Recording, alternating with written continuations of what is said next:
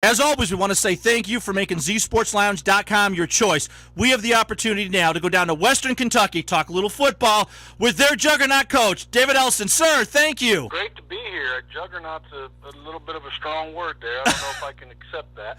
Well, Coach, you go from a program from being a D2, then a 1AA, then you step up to D1. I don't think there's other name you can say. On top of that, you picked a very tough schedule for you to really, educate these kids on what it's going to be like to play in D1. I consider that a juggernaut choice. You've done great strives in the APR. You've got a lot of fascination and a lot of interest going on in your program. You've been on TV. There's a lot going on. There is a lot, that's for sure. We have gotten a lot done over the last few years. It's been exciting. It's been fun to be a part of and an honor to be a part of. And, we're really just starting. We're not off to the greatest start from a win-loss standpoint, but we're definitely making progress, and we've got a great thing here, campus.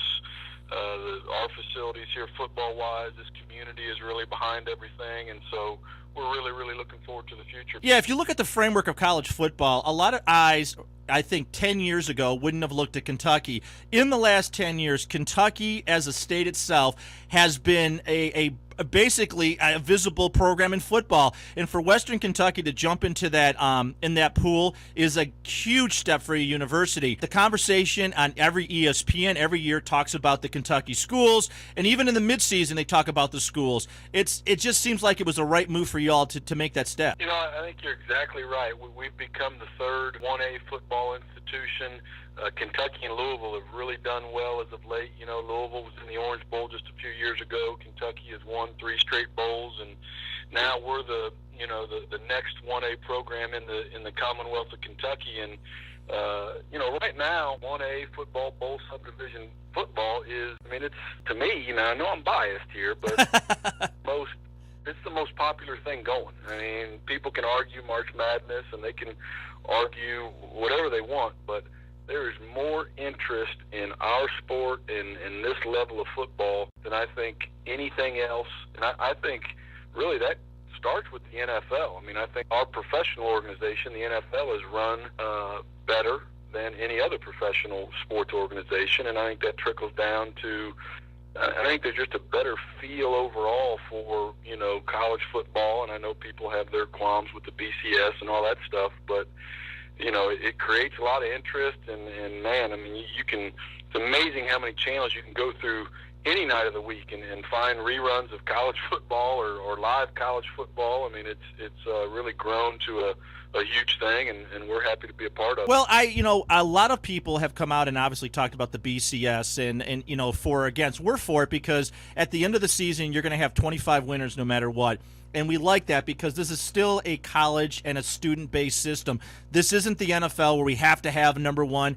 I think in a bowl setup, if there's some changes going on, they need to keep it that way because you know how hard it is to get into a bowl, and once you're there, you have the opportunity to win. If it's a playoff system, most teams aren't going to get a chance to do what they do right now. I totally agree with you. You hit the nail on the head. It gives so many more kids, student athletes, postseason opportunities and great experiences to experience success, and especially for the folks that are at our level.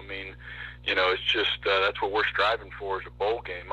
My humble opinion is that we should take the human beings out of the whole mix.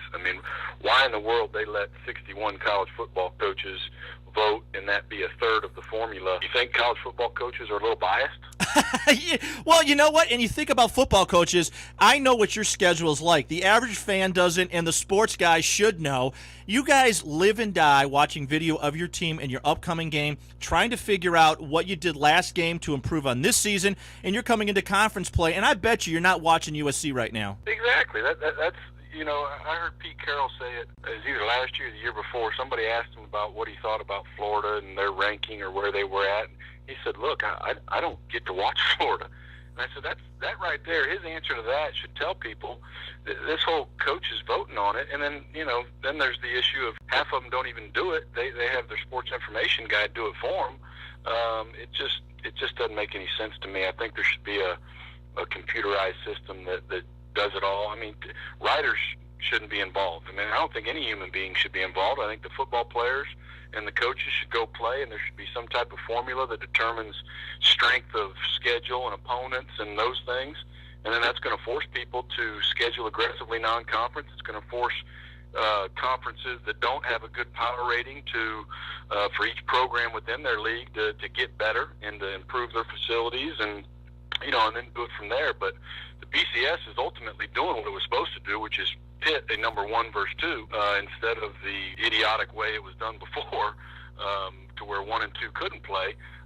Now people just don't like the way 1 and 2, are being, determined, and I happen to agree with that. But, I don't think anybody's really listening to me.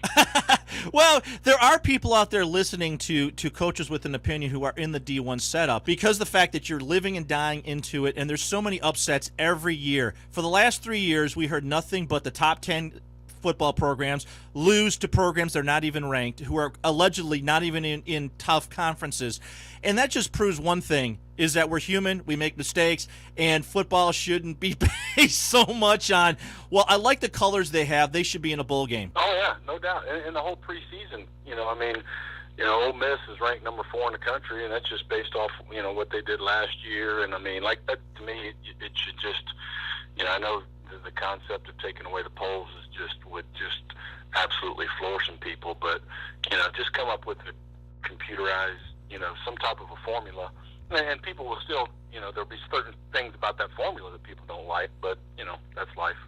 Yeah, it can't be any worse than it is right now. Well, yeah, like I said, if you really step back and look at it and think of the fact that all, however many, the Harris poll has got human beings, you got the coaches poll, human beings, then you've got the AP, or the writers poll, however that is mixed in, and it's all these people that, number one, there's no way that they can watch enough football to have a truly educated decision or opinion, whatever you want to call it. And it's just, I don't know. And plus the bias that you throw in there.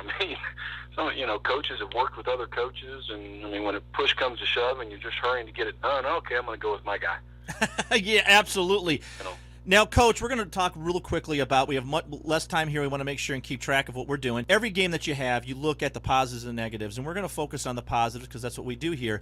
Who are those senior leaders that have stepped into the program? You've got awesome EPR and APR ranking. You show that you've got smart kids in your program that want to graduate. But you've got leadership on the field. You've got a unique situation with a good mix of seniors and freshmen.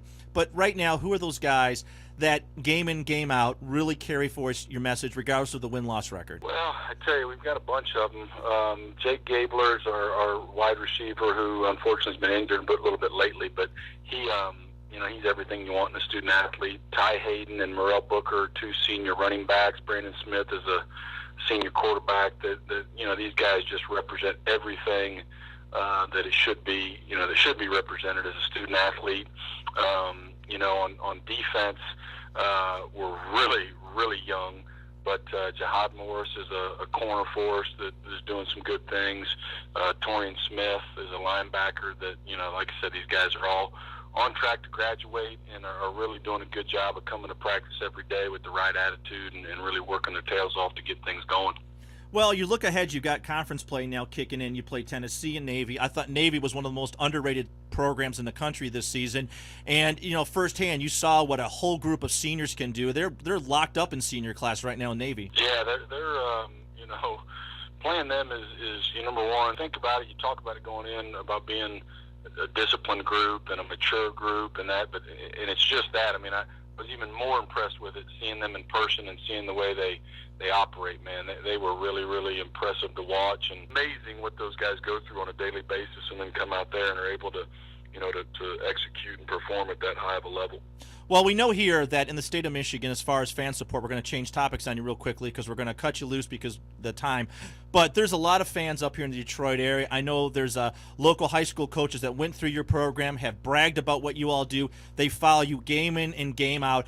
And it's got to feel good to have support not only in Kentucky but throughout the country like that, Coach. I tell you, it really does. And this move, I think it's another example of why this move is the right move, is because we have so many great alumni throughout the country that are so fired up about this and fired up about us being one of the 120, 1A football schools. And it just puts you in a whole different neighborhood and a whole different, mix of company. And I think all of our alumni throughout are really, really fired up about it. And we sense that here back in Bowling Green all the time with, just doing a radio, show like this. I mean, this didn't happen before, so I think it's going to, long term, it's going to be a great thing for our program and the university. Absolutely. Coach, I want to say thanks for showing up, being so tough. We're going to see if we can't schedule another of these probably after North Texas game. Would that be okay? That'd be great. Love to. Hey, David Elson from Western Kentucky University, brand new D1 football program, and he definitely took a nice bite out of the season this year. He's got a lot going on, and you can hear it in his voice. There's just passion all over it. Coach, you have a good day. All right. Thank you, Bo. You're welcome. We were off air.